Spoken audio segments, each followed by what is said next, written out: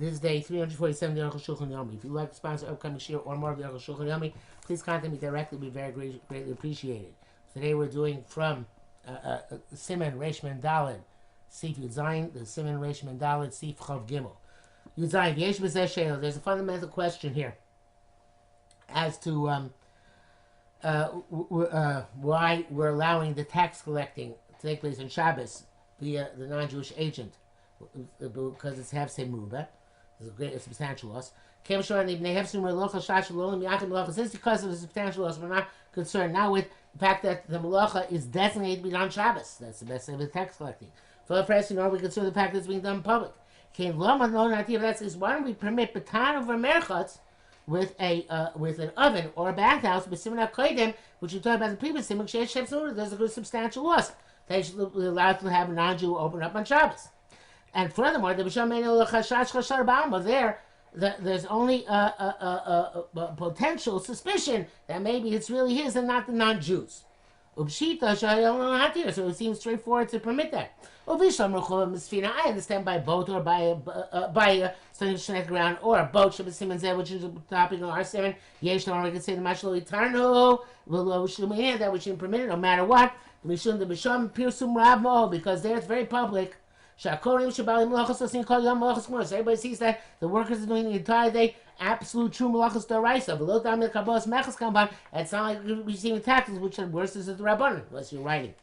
But an oven and a bathhouse are not which are done inside. And they're no more public than the tax collecting. Why don't we allow this in the case of great loss? But Shubha said the answer is lo dami klal. It's not comparable. The oven and the bathhouse belong to you. It's not called a loss. That which you borrow from using that to make a profit on Shabbos. That's part of the prime core of Shabbos. The Jews are not supposed to be engaged in commercial activities or even commercial gain on Shabbos. So this menias revach, remending profit. As opposed to tax collecting, Eino Shalo. It's not his. He doesn't own the taxes. On the contrary, he rents out the right to collect taxes. He pays for each and every day. So he's literally losing out of his pocket. But in that case, we can not have Hefsei Merubah. It's like the person who has a wallet outside an Erev on Erev Shabbos as it's getting dark. We allow him to take pachas me'arba amos. And it says in brackets, certainly when you're building a house or making a boat, you're not allowed to do it on Shabbos in order to profit more quickly. It says Mori Avram has a difficulty, but this is the Arukh HaShulchan's distinction. Yuches, and furthermore,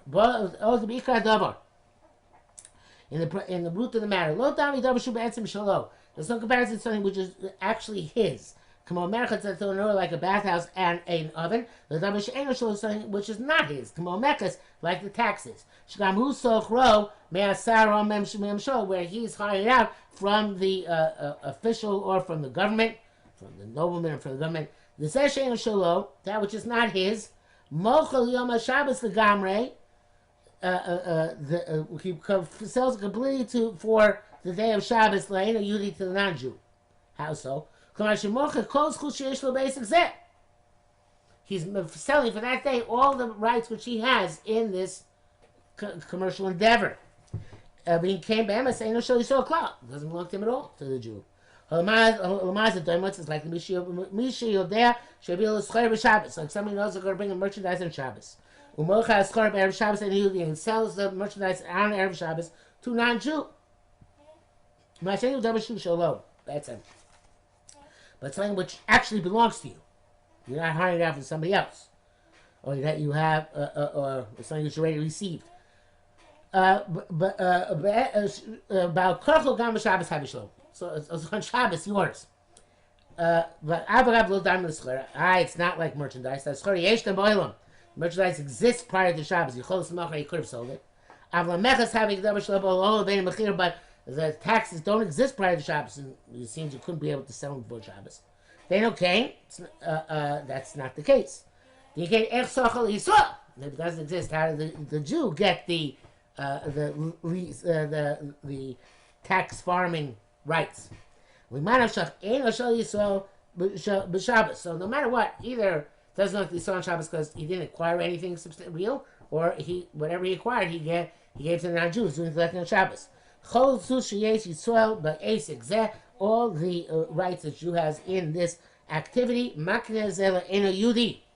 he is selling it to the non-Jew who's doing the work. Utes. In order to understand Utes, I have to go back to Tes 9. Tes 9 begins with Rabbeinu Beis Yosef wrote B'Sivav Yudiyah Kohen Mechaz Esarchelo Heinu Yehudi L'Kabel Mechaz Shabbos, a Jew who rent out the tax collecting, and he hires out a non-Jew to collect the tax in Shabbos. Mutar he b'kibolas. The mitzvah was contracting. Darish Omerlo, he says to the non-Jew, when you collect $100, I'll give you, let's say, $20. Okay, so that was the Beis Yosef. Now the Ramah writes, and now in the Utes,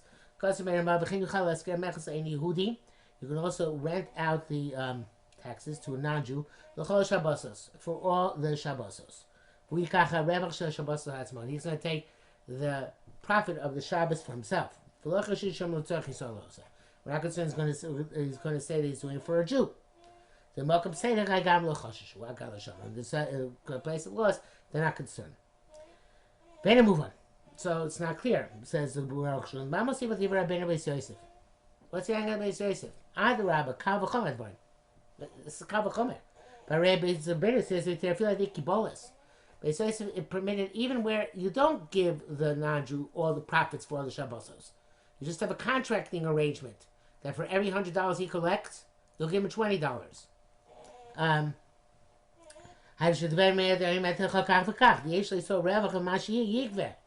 which case the Jew has profit from what the non-Jew collects on Shabbos. The Koshkin, so if that's the case, it goes without saying. The man of Yehudi not to call Rebbe Shabbos Latzmo. If the non-Jew takes all the profit, all the Shabbos for himself, that's okay. At least the Ramosha said the Koshkin should call Eskemet for Shabbosos. That Kavachomer that you can rent out the profits for every Shabbos to the non-Jew. It's like a kind of Shtar Mechira type thing where we sell the Shabbos to the non-Jew. Not Rav Tzokim. Now the Ramah is certainly correct. If we hold that something which a Jew is holding from somebody else, in other words, here from the nobleman, let's say, or the government, like so that it's really his. In other words, it's that belongs to the even though it's the non-Jews' taxes, the non-Jewish nobleman, it's as if it's the Jews' taxes because he hired it out. He hired out the right to collect tax from the non-Jew. Have a heter shabena Beis Yosef kil tuva. Then the liens of Beis Yosef is much lighter. Rabbeinu Ramah. This is by contracting is permitted in anything which belongs completely to the Jew, like a field and a mill, like we wrote in the previous simon, Mishum the Eno Yehudi, okay, so if it's contracting, it's certainly okay, right? I contract, I say, you know what, this is yours, you make whatever money you want, give me a set sum, right? Then whatever the non-Jew does, it's certainly his, and therefore it's certainly permissible because he's doing it all for himself. But however, if he rents it out to him for a specific amount, like the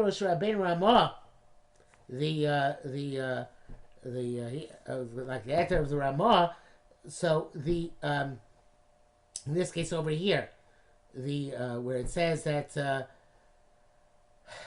well, I should say back there. Wait, let's go back to Steve Zion in the previous simon for a second. The Ramah and Steve Zion in the previous simon said, even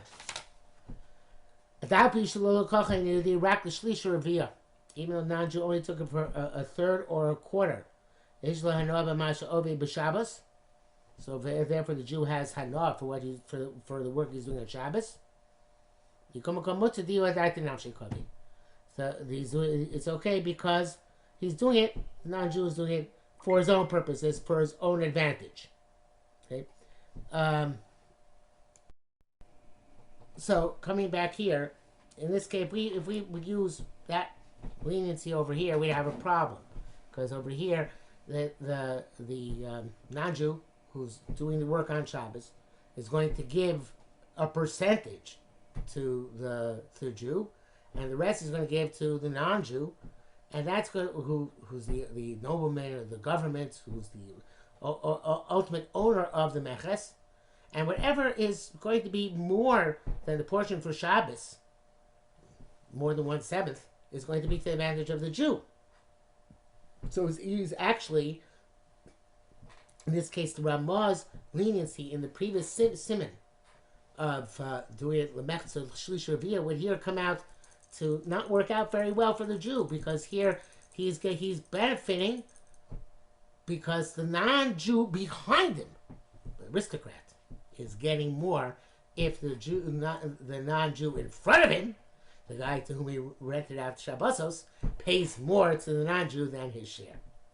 Okay, so even though don't kishalom. So if we say that it's the Jews, by the usher, it's definitely usher. You don't should have shalom. But if we say no, even though the Jew rented out the right to collect taxes from the non-Jew who's behind him, right, the ultimate owner, but it's really not his. It's still not considered his. Time the mocha kol zchus sheyesh lo be'esek zeh kasvar shkasam siva kodem. And why should that be? Why would not be his? Because he whatever he got, like we saw in the previous if, he sold it to the non-Jews in front of him. The guy who's his front man who's collecting the taxes. So then it's like a work through, you know. I'm not sure if there's going to be a word for that. Like it goes straight through him. Doesn't go for his benefit. Goes straight around, like maybe around him is actually a better term. That's the inside now. Then the Ramah's leniency is easier. Because on that, the base of Shemas Kilo, Biki Boilas, they do contracting. It's hard to say that you actually, the Jew is selling to the Jew in front of him, non-Jew in front of him, the guy who's doing the actual collecting, all the schos, because he's contracting it out. Not the same, not the same as actually giving it over to him.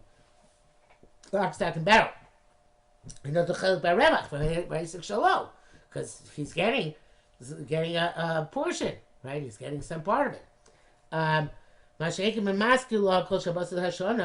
opposed to when he rents it out to him for all the Shabbosos of the year, and all the meches for that, for those Shabbosos, the non-Jew in front gives the non-Jew back to the aristocrat. And the aristocrat takes all the revach for himself, all the benefit for himself. So the Jew is out of it altogether for Shabbosos of the year.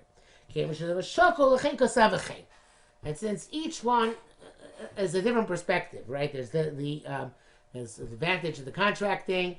If you look at it as the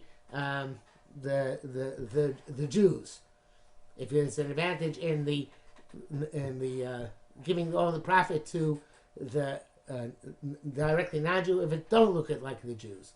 But so therefore, since they're different perspectives and different ways of looking at it, different eitzes, that's it wrote this way. And Arukh HaShulchan says a little bit ironically in the brackets here, seems it's very clear to me. Uvazaz Yishapa Kol Mashik Shabbat Zem Magen Avram Sikon Yiches Ein Sham Duk. Chaf Okasav Yisom Muna Matbeah Shemelech. The Jew is in charge of the coinage of the king. Kedino Muna Mechaz is like a guy who's in charge of the taxes. Vapi Shemashmin Kol B'Shabbos Ba'Kos Matbeah. Even though there's loud noise on Shabbos when they beat the coin, or when they mint the coins.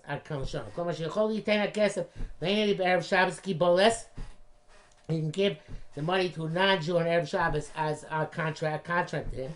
She asked him a kesef kach. He makes so many coins for him. Tell kach and give him so much. Ketero Rabbeinu have a soisim, like the Beis Yosef says. For every $100 you mint, I'll give you $20. Oh, she asked the Rebbe or I'll give him all the profits of all the shows of the year Ketero Rabbeinu Ramah, like Ramah says. There's a greater chiddush than by mechas. And they should must be a kol, because minting coins makes noise. But have a piercing magadol. It's very, very, very public. Everybody knows that this Jew rented out for the king, and his name is on the mint. It's Yankel's mint. Since it's a great loss, not concerned with the Marasai, what it looks like. So if it's not a place of great loss, like when somebody gave silver to a Jew to make vessels out of it, not coins. It's not permissible even to give it to the non-Jew as a contract. Unless the non-Jew does this work in his house in private. Moshe Sam to receive Rishon Gimel Sivyud. Of course, you can also give silver to a non-Jewish craftsman. The last also came to the base to make a vessel in his own house.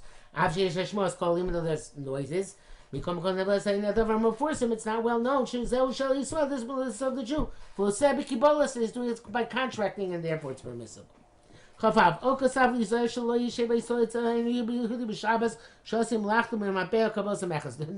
Jew should not sit next to the non-Jew when he's doing the collecting of taxes or the minting of the coins.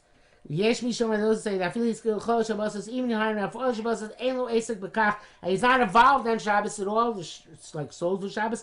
You can't sit there. So they shouldn't say the guy is doing it for the Jew. Those who say the it's only the prohibition only when he's sitting there to know what's going on with the business. If I have a Kamayan base, he's examining the business. But he's saying not examining the malacha. El Kadei should take neighbor, just that there shouldn't be any theft. In other words, no hanky panky, mutter, it's okay. That's the Taz. So B'shas of Chak, it's just mochazeh. It says B'shas of Chak, it's okay. Mishnah Berurah adds, however, also the name of the Taz, but they shouldn't say anything about the business. They should just sit there silently and oversee. The Cholisam and the Arukh HaShulchan explains. The Cholisam Marasayin Yitil Mokum Hefsei Godok Moshe's Bare.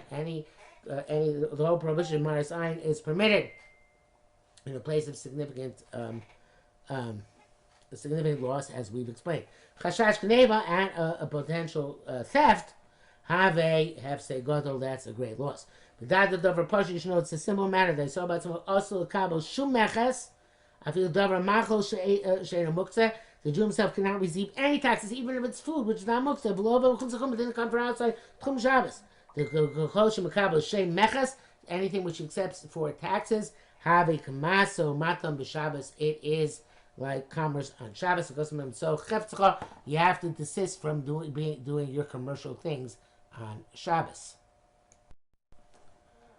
Chabez Yisrael shesocher bishul hamelech me'amem sholah. A Jew hired out the right to evaporate salt from the government. Mutar skill palim b'kibolos, you can hire out workers as contractors. Shimi aselo kach v'kach melach. Like if you make 100 pounds of salt, I'll give you I'll give you $10. $10 they can move the Shabbos even with the Jews' tools. Because they're not required. We don't pass it to Bishama. You're not required to make sure tools don't do work on Shabbos. And the food for the wood for the fire can be the Jews. the tools and the wood is not called the Jews. So it's not like an oven, where the oven itself is known as the Jews. But the tools and the wood should be prepared before Shabbos. The Shabbos I told Badi also still a poem based I saw Ken waiting. Shabbos the worker cannot take from the Jew's house the tools or the wood. Nevertheless, some say some say you can't do it like we said by taxes, where you can rent it out to the non-Jew for Shabbos alone. There's a great loss. There's the Shabbos Chayodam and the Graz. Those who say the Dami Mamish the Mechas is exactly like the taxes. All those leniencies we have by taxes, Mutter Gam Kan also permissible here. So we're going to have Ram in this Prima Godim. It seems to be the primary halacha. According to what we explained in Sivir Ches, Davar Shein Shalo, Be'etzem, that's something which is not truly yours. Yochol Marchel Shabbos, so you can sell it for Shabbos. L'chashin Marasayin, we're not concerned to have Sarai Marasayin because we have same Rubeh. Here with the salt concern, also you're leasing it out from the owners, so the government or the whoever else owned it, and therefore it goes through you, and it's not a problem. Marasayin. Sharatzin says since some Achronim hold are Machmir. Therefore, he's machmir as well, even though it seems that the other achronim argue, including the Arukh HaShulchan, as we saw. Okay, he brings the brackets here. But even aggressive avlon these baratzid mi gilohem shabamechus who have simut melech who have simut. Evidently, about Tanya says that mechus is a large list, small list. Who says? Then tell him is astonishing. Then you can read only a slight glass of prima godim. Shabbos came out Mogen Avram. They're very batzlai Mogen Prima Godim, not like the Mishnah does. That's why it brought juxtaposed the Lachem Meches. Kamar Shalio there is and Marshal also concede this. El B'Shamia Dialo Beheter Kibolos Lo Matir Yosef. Just that wherever Marshal saw about the contracting was sufficient, why should we matir more than that? I don't know what the Marshal's case was. Chav Gimel. Imagine from this we learn we can extrapolate. Chominei Asakim to all types of businesses. Sheba Olam in the world. That the Jews receive from the government or from other masters. If it's possible in such a business shop, only the work can work based on contracting, such as digging the ground or quarrying. No, it's quarrying, digging from the ground is another better term for that, which I'm blanking on. For each hole dug, the workers get such and such, and we call mida from each measure kach v'kach. V'chein l'chol is we call polim mekablos b'ofen kazeh. V'chein kayotz b'zeh haheter, and so too we can hire workers in this fashion, in this manner of heter. Pashing upon yasu kan ki kablon come be kablos. They should also do it on kablonos. But sometimes if shab kablos again, it can't be on his stuff, can't be on his house, on his town, but and stuff which he's rented out from the non-Jew, they can do that as kablonos, and if it's not possible with kablonos, and he has to move this great loss, then they can rent it out for Shabbos altogether, like we saw the head of the Ramah earlier in Sif Yud Tes. Even though normally when we have one Sif left, we finish the Simon, but tonight I think that was enough for today.